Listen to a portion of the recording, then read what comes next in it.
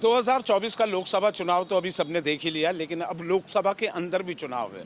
और वो क्या चुनाव है? लोकसभा के अध्यक्ष का। 50 साल में पहली बार ये हो रहा है, वरना हमेशा से लोकसभा में पक्ष और विपक्ष आपसी सहमति से लोकसभा के अध्यक्ष का चुनाव कर लेता था।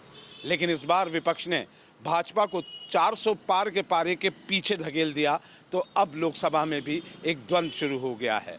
मेरे साथ यहाँ जितने भी लोग हैं, गर्मी के बाद शाम को इनसे बात करने का मज़ा इसलिए होगा क्योंकि अब तरोताज़ा से हैं, गर्मी से दिमाग थोड़ा सा अब शाम को शांत हो गए हैं और इनसे ही जानेंगे। शर्मा जी, आप इधर आ जाओ। सबसे पहले मैं आपसे ही जान लेता हूं, क्या आपको लगता है कि लोकसभा का चुनाव जो है अध्यक्ष का आपसी सहमति से हो जाना चाहिए था? होना चाहिए था जी, बिल्कुल होना चाहिए था। आपसी सहमति से होता आया है हमेशा।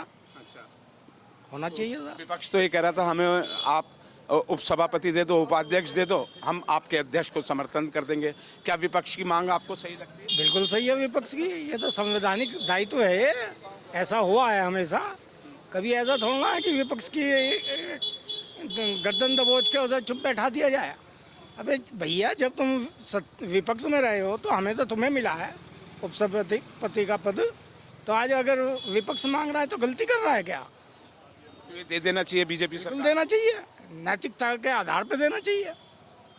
और चाहते तो ये आपसी सहमति से हो जाता अगर इनकी मांग। अगर सरकार चाहती, सत्ता पक्ष चाहता, तो ये आम सहमति से सभापति का चुनाव हो जाता।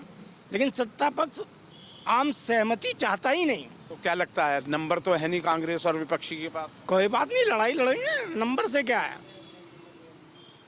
मनोवैज्ञानिक बढ़त तो लेंगे, युद्ध जारी रहेगा, इसमें क्या दिक्कत है?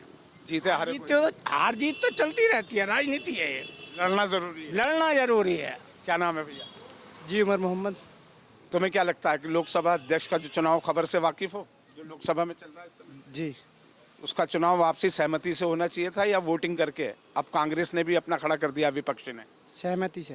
सहमति से होना चाहिए था। जी बीजेपी को दे देना चाहिए था उन्हें उपाध्यक्ष। जी गलत कर रही है बीजेपी। जी। क्या नाम है भैया? राकेश गोस्वामी। राकेश जी, आपको क्या लगता है इस पूरे प्रकरण पे क्या राय है आप? आपसी सहमति से ही बनना चाहिए था ये। ऐसे आप बीजेपी के सपोर्टर हैं? हाँ, बीजेपी के सपोर्टर हैं। तो इसमें आपको लगता है कि बीजेपी को दे देना चाहिए था उपाध्यक्ष का देने का क्या मतलब?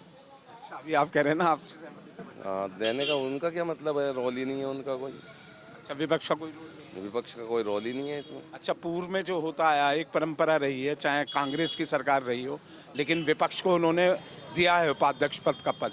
तो ये आपसी सहमति से ये परंपरा निभानी चाहिए थी या नहीं? नहीं, उनका रोल ही नहीं है कोई रोल नहीं है। नहीं, उनका विपक्ष का कोई रोल ही नहीं है इसमें। जो बीजेपी कर रही है ठीक है। बीजेपी सही कर रही है। भाई साहब, क्या नाम है आपका? नाम नहीं, मैं राजनीति से बहुत दूर हूँ और राजनीति में ज़्यादा इंटरफेयर नहीं है मेरा। लेकिन ये राजनीति आपने मुझसे क्वेश्चन पूछा है तो मेरा एक सीधा सा है कि एक फुंसी होती है और यदि हम उसका सही समय पर उपचार नहीं करते तो वो कैंसर बन जाता है।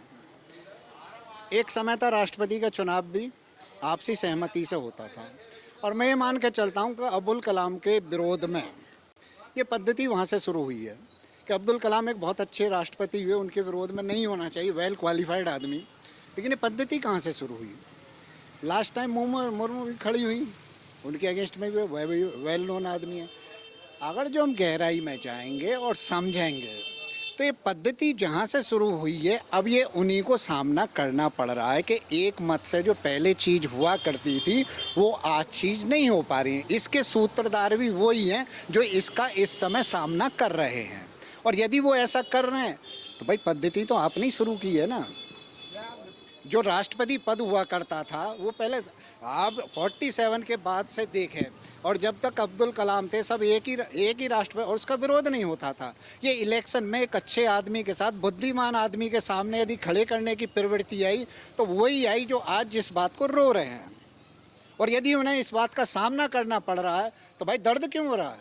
दर्द नहीं होना चाहिए। और फिर यदि आप लड़ रहे हैं तो लड़िए भाई, लड़ना चाहिए। और लड़ने के बाद फिर रोएं, एक तो चीज़ है लड़ना नहीं है भाई, हमें बनाना बना दीजिए, ठीक है, सर्वसम्मति से। एक है हम लड़ भी रहे हैं, अब लड़ रहे हैं, अब हार हमें दिखाई दे रही है तो दर्द क्यों हो रहा है? युद्ध तो युद्ध की तरह से ही लड़ा जाता है ना। यदि युद्ध लड़ लिया तो उसमें दो ही चीज़ होती हैं, पहलवान दो चीज़ होती हैं, या तो जीत गया हार गया। और जब हार गया तो उस हार को हार की तरह स्वीकार कीजिए, रोइए मत। मेरा कहना ये है, हालांकि मैं राजनीति से दूर हूँ बहुत। भाई साहब ये कह रहे हैं अब्दुल कलाम बहुत पढ़े लिखे बहुत सभ्य आदमी थे। ये पहले व्यक्ति ऐसे हैं, आज से पहले जितने भी राष्ट्रपति चुनाव लड़े हैं वे तो हमेशा सर्वसम्मति से चुनाव जीत गए।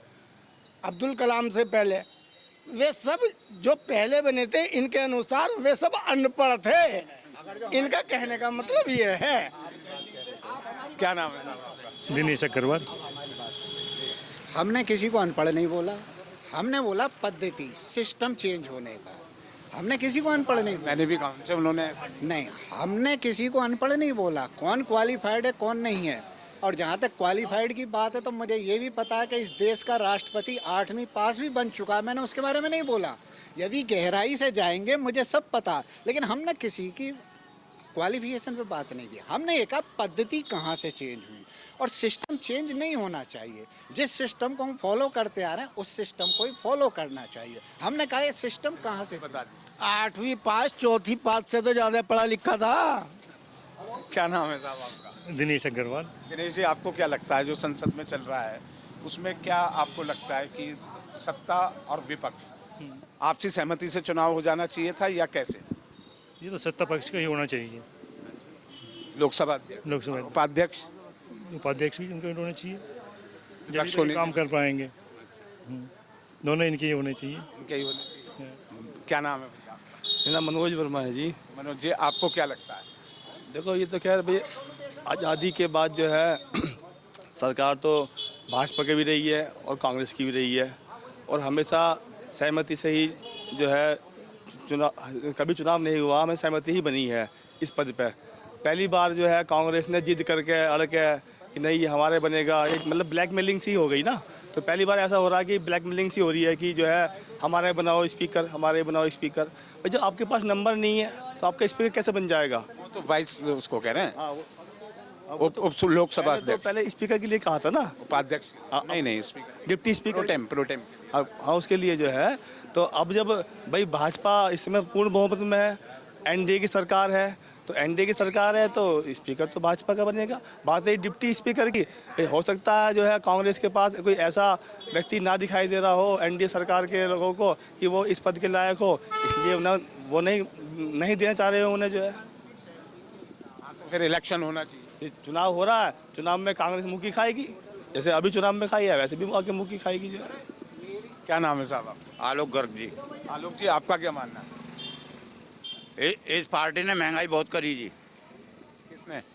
बीजेपी लेकिन वो जीत के आ गई, हैं। जीत के तो आ गई, सरकार बन गई। सरकार बन गई, बेईमानी से बन गई सरकार। नहीं, मैं तो ये पूछ रहा हूँ, लोकसभा अध्यक्ष का जो चुनाव तो सरकार बन गई, कैसे भी बनी वो बात अलग है, हाँ। है ना? पब्लिक ने वोट दिया, जीत के आई। इधर देख लो कैमरे पे। लोकसभा अध्यक्ष का चुनाव होना चाहिए या आपसी सहमति से हो जाना चाहिए? होना चाहिए जी। चुनाव होना, आपसी सहमति से नहीं जी, चुनाव होना चाहिए, चुनाव होना चाहिए जी। लेकिन कांग्रेस पे तो नंबर नहीं है। कांग्रेस तो जबरदस्ती आने को बढ़ने को तैयार है। राहुल गांधी को कुछ पता ही नहीं है, बोलते क्या है राहुल गांधी, युवराज है हमारे। क्या नाम है साहब? नीरज शर्मा नाम है जी। नीरज जी, आपको क्या लगता है कि पार्टी का ही बनना चाहिए जी, अध्यक्ष जो बनना चाहिए वो जो भारतीय जनता पार्टी जिसकी का बनना सरकार चाहिए, जिसकी सरकार है उसका ही बनना चाहिए। हाँ जी, उपाध्यक्ष की बात हो रही है, डिप्टी अध्यक्ष तो विपक्ष का बना दीजिए आप, क्योंकि उनके पास भी सीटें हैं, तो एकजुट होकर आए हैं सब लोग, तो उनका बन जाना चाहिए। फिर मतलब ये आपसी सहमति से हो जाना चाहिए था। अगर आपसी सहमति से नहीं बनता है तो जो सांसद हमारे चुन के आए हैं विपक्ष के और जो पार्टी के चुन के आए हैं उनका चुनाव कर लाने देना चाहिए वहाँ पर, तो उससे पता चल जाएगा कि ये संविधान के साथ कौन है या तानाशाही के खिलाफ कौन है। तो वहाँ ये कम से कम दूध का दूध और पानी का पानी हो जाएगा, तो उनकी वोटिंग करा लेनी चाहिए वहीं पे। ये तो कल 11 बजे चुनाव नहीं होना चाहिए, चुनाव के पक्ष में नहीं। परंपरा चली आ रही है उसी, हाँ जी, उसी पे होना चाहिए। इसमें आपको कौन दोषी लगता है? इसमें दोषी तो किसी को नहीं कहेंगे, मैं ऐसा किसी को नहीं कहूँगा पार्टी को, क्योंकि दोनों ही पार्टी वर्चस्व वाली हैं।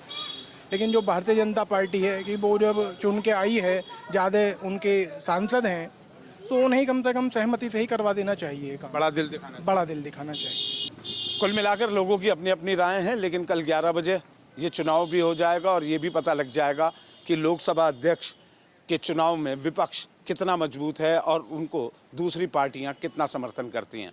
वीडियो जर्नलिस्ट नवीन पाल के साथ अभिषेक शर्मा, मेरठ न्यूज़ स्टेट, उत्तर प्रदेश।